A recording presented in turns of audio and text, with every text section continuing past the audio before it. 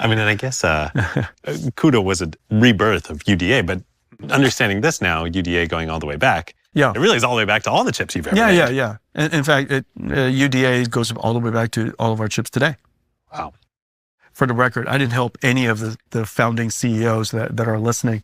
I got to tell you, while you were asking that question, what lessons would I impart? I don't know. I mean, the characteristics of successful companies and successful CEOs, I think, are fairly well described. Mm-hmm. There are a whole bunch of them. I just think starting successful companies are insanely hard. It's just insanely hard. And when I see these amazing companies getting built, I have nothing but admiration and respect, because I just know that it's insanely hard. And I think that everybody did many similar things.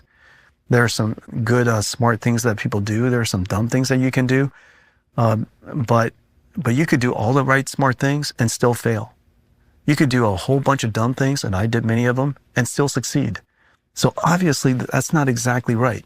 I think skills are the things that you can learn along the way.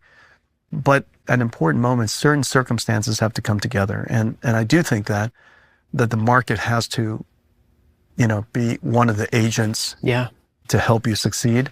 It's not enough, obviously, because a lot of people still fail.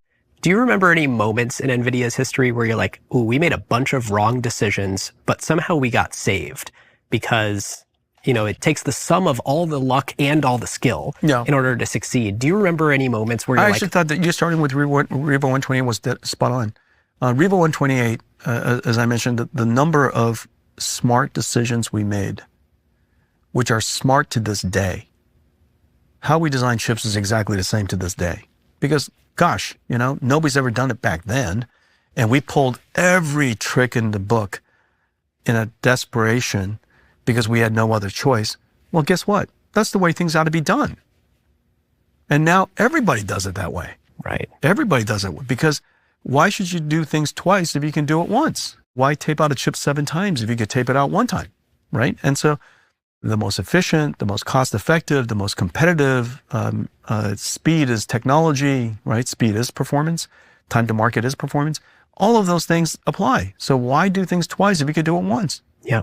And so Revo 128 made a lot of great decisions in how we spec products, how we think about market needs and lack of, and how do we judge markets, and all of this. Man, we made some amazingly good decisions. Yeah, we were, back against the wall. We only had one more shot to do it. But once you pull out all the stops and you see what you're capable of, why would you put stops in next time? You're like, let's keep the stops out all the time.